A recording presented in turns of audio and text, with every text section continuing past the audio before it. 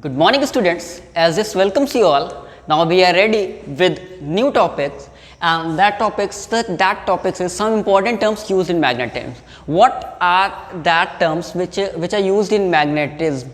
These are the very important terms. Let us talk about the very first term, that is magnetic permeability. It is also called relative magnetic permeability. It is also called relative magnetic permeability. Relative magnetic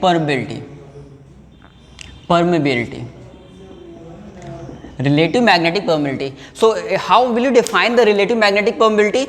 It is defined as the ratio of magnetic field per unit area in the medium to the magnetic field per unit area to the vacuum.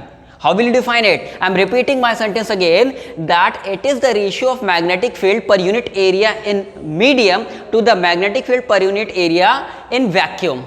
And in other words, we can define it like the relative magnetic permeability is defined as the magnetic permeability of medium to the magnetic permeability of free space. It is also defined as the magnetic permeability of medium to the magnetic permeability of free space. Now moving further, our next topic is intensity of magnetization. What is intensity of magnetization? Remember this, that this one is the ratio of magnetic moment to the volume, or we can say in other words that the magnetic moment per unit volume can be said as intensity of magnetization. What is that? It is the magnetic moment per unit volume. It is the magnetic moment per unit volume, or we can say that intensity of magnetization is defined as the magnetic moment per unit volume, that is called intensity of magnetization. It is denoted by capital I and it is a vector quantity. It is denoted by capital I and it is a vector quantity. Now moving further, there is another topic, that is magnetic susceptibility. That is magnetic susceptibility, and it is denoted by chi m. It is denoted by chi m. And the how will you define this? We can define this. It is the ratio of intensity of magnetization to the magnetizing force. What is that? It is the ratio of intensity of magnetization to the magnetizing force. Now moving to the next topic, this one is magnetizing force. This one is very important actually. How will you define this? This is the ampere turns per unit area of a solenoid. It is the ampere turns per unit length of a solenoid, we can say that, and it is defined like what?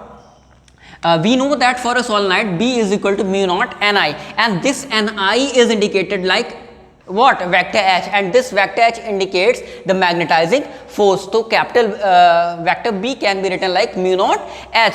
So how will you define this?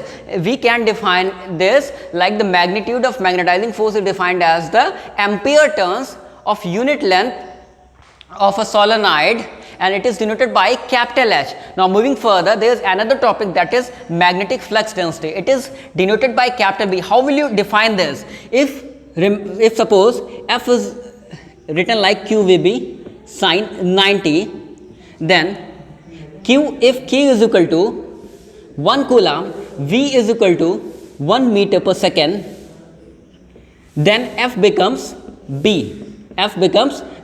So how will you define this? It can be defined as the force experienced by a unit positive charge,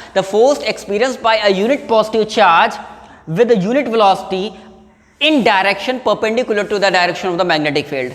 I repeat it again. What is that? It is defined as the force experienced by the unit positive charge in unit volume, containing unit volume perpendicular to the direction of the magnetic field.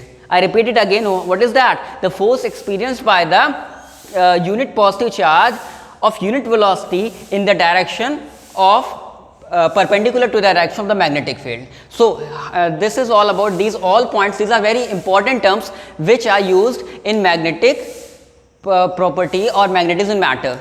I hope you all are getting these points. Thank you. As this, we'll see you again in next lecture.